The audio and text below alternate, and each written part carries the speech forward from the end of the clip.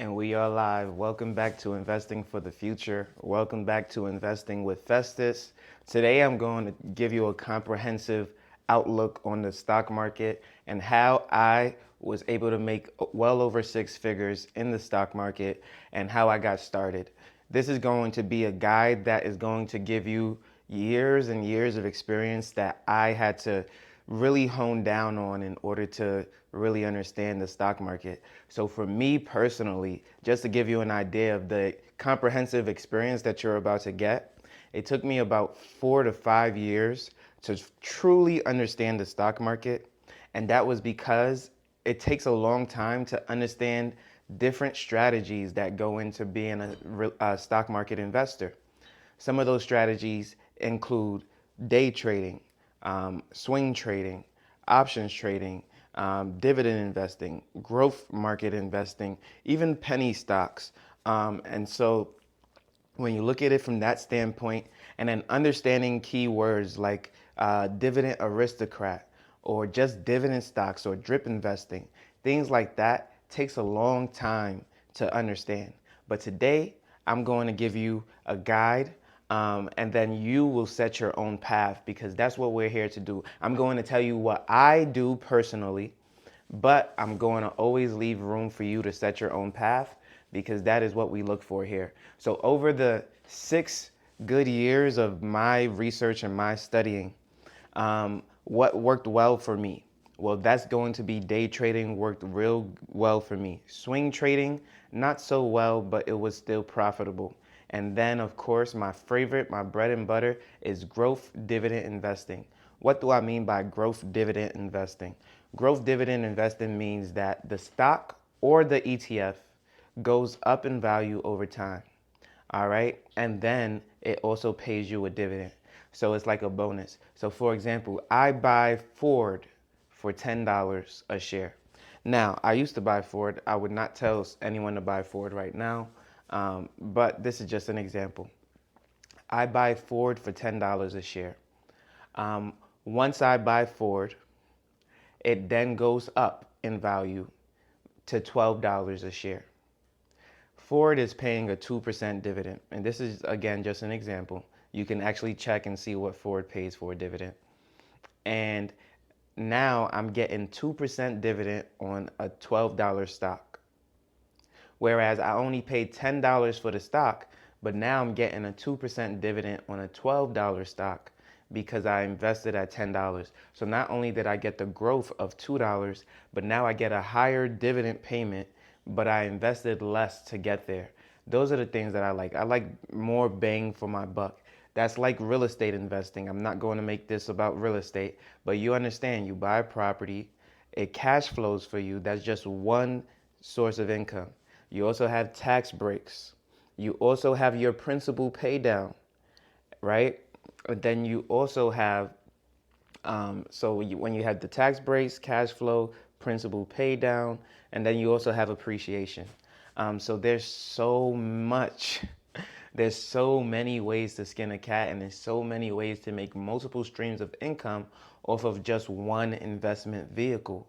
And so that's why I love growth dividend stock market investing. And if you fall in love with that today, then you've come to the right place because, again, this is about investing for the future. This is about achieving your financial goals. And that's what we're going to do here today. So if you like this, subscribe to the channel. Make sure that you're inviting your friends on this financial freedom journey with you. And then this will definitely spur your growth. So if you know my story, it took using and utilizing the stock market to buy my first real estate investment at the age of 22 years old. And then utilizing more of the same steps, going to the stock market and working hard at my job, I was able to buy my second real estate property at 22 years old as well. And so it just continued to compound. And that's what I love. That's what Warren Buffett calls the eighth wonder of the world, or the ninth wonder of the world, is compound interest. So I'm getting compound interest in the stock market through my dividends, through the growth, and through the buying opportunities of when I bought the stock, right? Or when I bought the ETF versus the real estate. I'm getting a compound interest from the principal, the cash flow, which I also consider to be dividends, and then the appreciation. Um, and so like that is what leads to financial freedom, financial success. The more the merrier. The longer you're in, the more time you spend, the richer you become over time. So the more I pay down the house, the more principal is paid down. The more I stay in the house, the more appreciation it gets because it's in a good location. The when I buy a stock, the more it pays out in dividends because it's going to continue to go up in value if you bought the right companies, and it's going to continue to pay out a dividend if it's trying to be or will be a dividend aristocrat. So all these terminologies that I was stating earlier, those are the things that you want to pick up on. I just made a YouTube short not too long ago where I went over the top dividend stocks of 2024 for me so far this year, and this year just started. But make sure you watch that video. Make sure you subscribe to the channel if you haven't already. I'm still going to go over that for you because I'm not trying to waste your time, right? So just a few of the stocks that have been top performers for me happen to be Walmart, Apple, Costco's, Microsoft, and then McDonald's. And there's a lot of other companies. If you watch my video on 5xing your income, right? How I 5xed my investments this year. If you watch that video, you're going to see my entire stock market portfolio. I literally went over it right in front of you, so we're not going to do that today. That's too much for one video. But if you want to see how I made almost a 40% return in 2023, then that's what you want to watch in order to truly understand where you want to go as a stock market investor.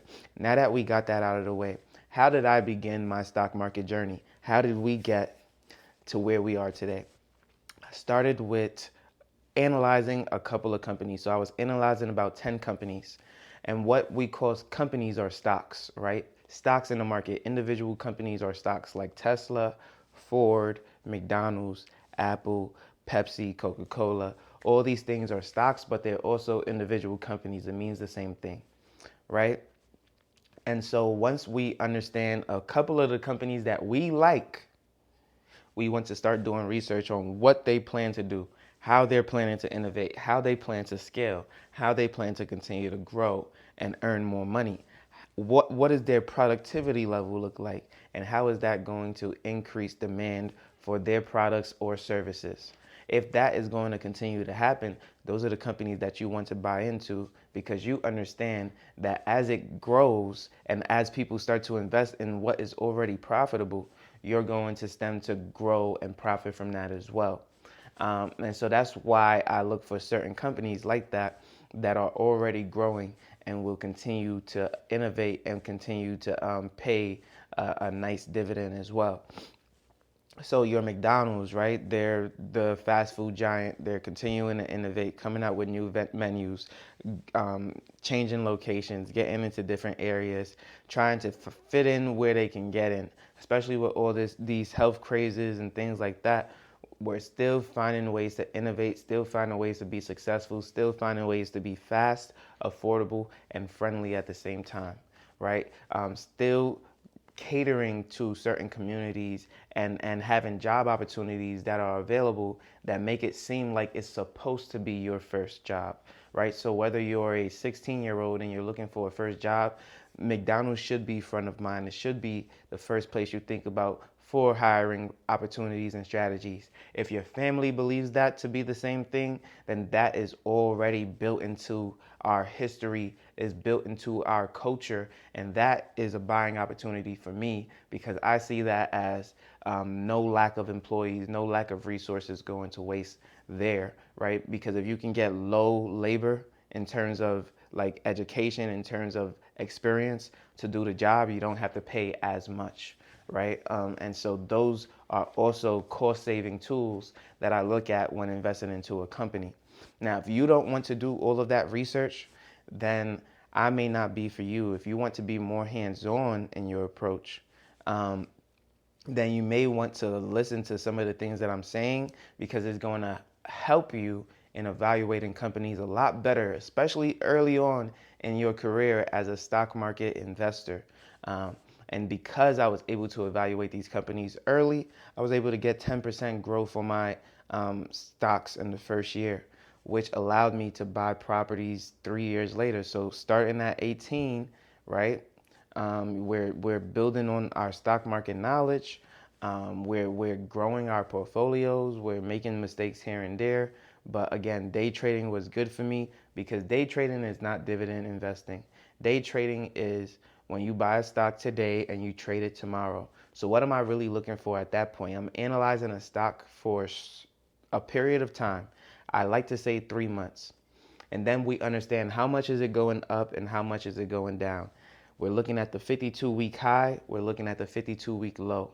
This is when I was very, very first starting off as a stock market investor, right? And so when it's closer to that 52-week low, and we know that it tends to go up in value, there's no bad news on the company, there's no reason for it to be going down, and we don't have insider knowledge, so we are now making a valid or educated guess that is going to go up in value, right? This is my hypothesis, right? And so companies that I would use back then was Nvidia, Ford.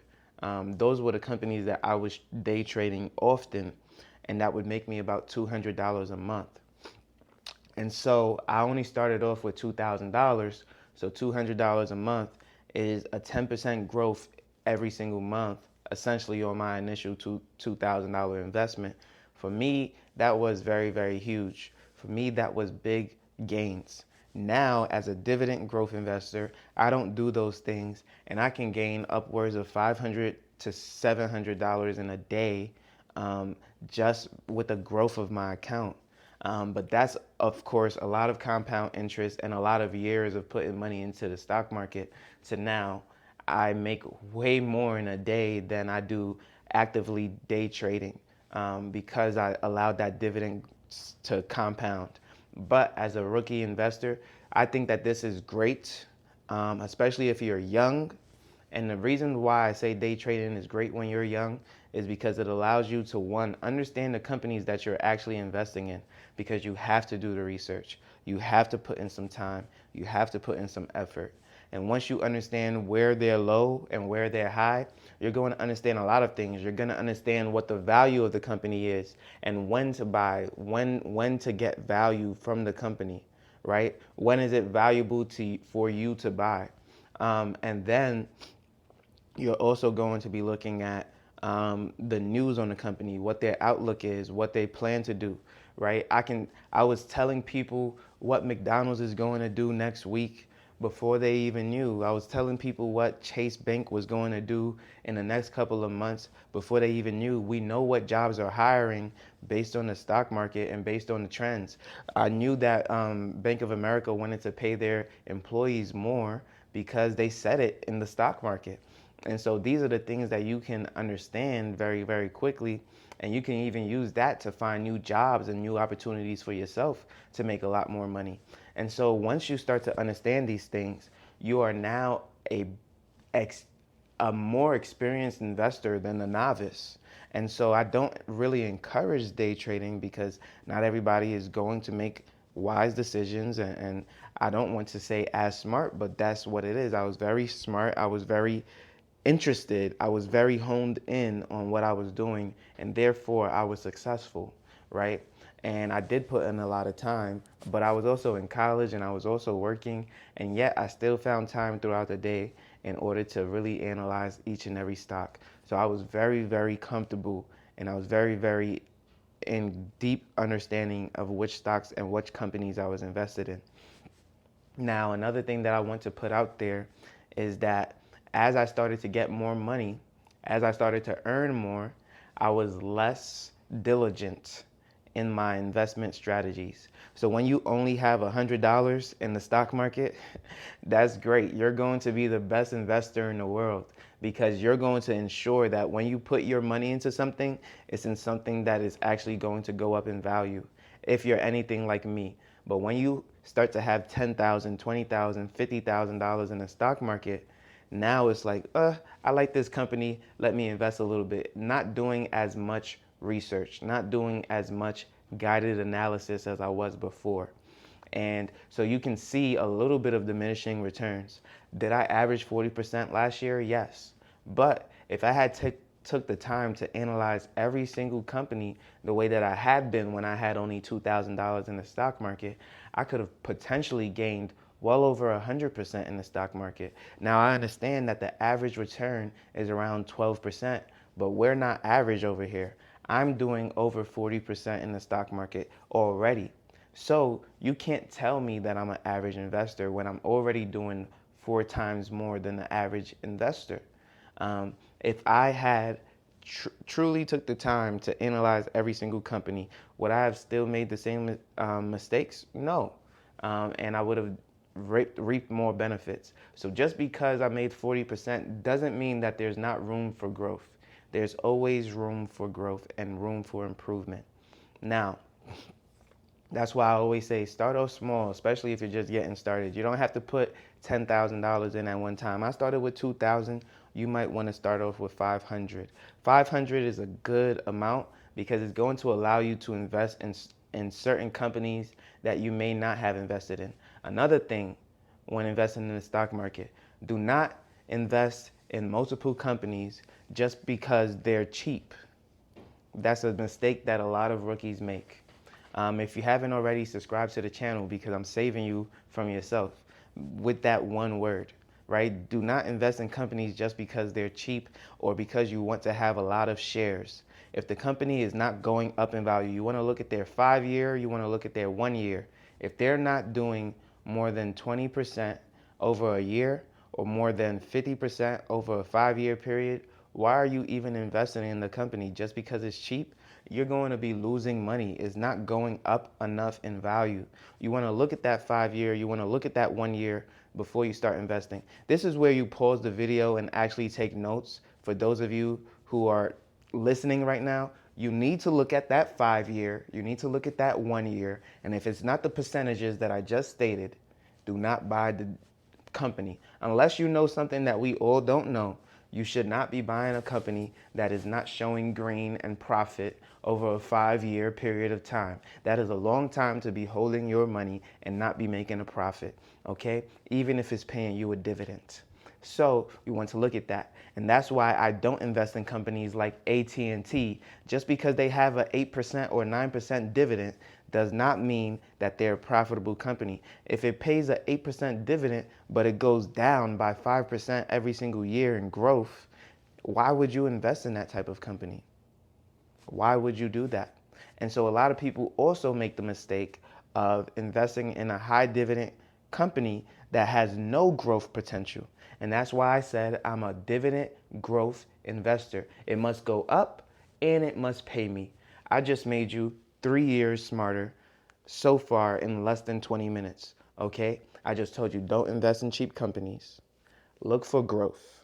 First and foremost, understand the market trends and understand where the value is, right? So that means you've been analyzing these companies for at least 3 months, and then you put your money where your mouth is. If you like the company, if you buy the company, if you're invested in the company, if you see where it's going, if you see the value, then you can invest. I even gave you 5 companies that are already profitable, doing their thing over the last 12 months that I currently am invested in heavily. And so I'm already giving you a shortcut to financial freedom that a lot of people didn't know. And now a few takeaways that, again, you should understand. A few key terms that you should understand is day trading, swing trading, compound interest,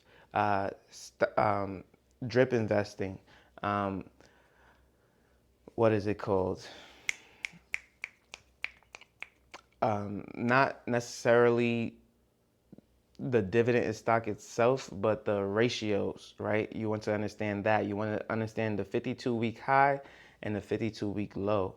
And then you want to understand when you invest on a daily or consistent basis, I forget the term for it. I stated it earlier, but that's what I do. I invest every Monday, right? So that would be a certain form of investment where I forget the terminology for it right now, so I do apologize about that.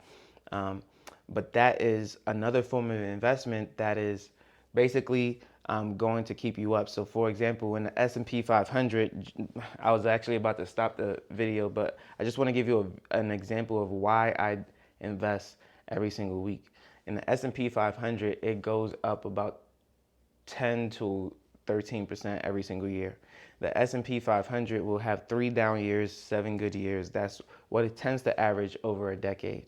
All right. So if you're investing in it every single week, you're going to see growth because the S&P 500 is an ETF, and an ETF holds multiple companies within it. That's what an ETF is. If you don't know what an ETF is, Google it for different definitions so that you can get a better understanding. Come back to the video and then listen to my definition again, and then hopefully you will understand. Multiple companies are in one ETF.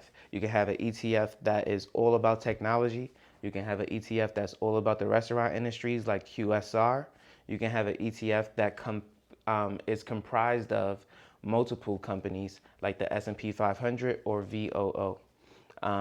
But again, doing the type of investment that I do, or the type of investing that I do, you're going to continue to see growth over time because those ETFs tend to grow over time. And on top of that, they pay you a dividend. So on top of investing continuously, I'm also getting a dividend continuously. And that dividend is giving me a dividend continuously. And what is the word for that? I'm going to give you 2 seconds to comment that down below. And that word is compound interest. All right, so if you like this video, again, please subscribe to the channel. We're here for financial freedom. We're here for growth. We're here to achieve everything that our hearts desire. And if you like this video, again, hit that like button. Thank you for watching. You know I post every single day at 8 a.m. daily, and I can't wait to see you on the next one. Peace.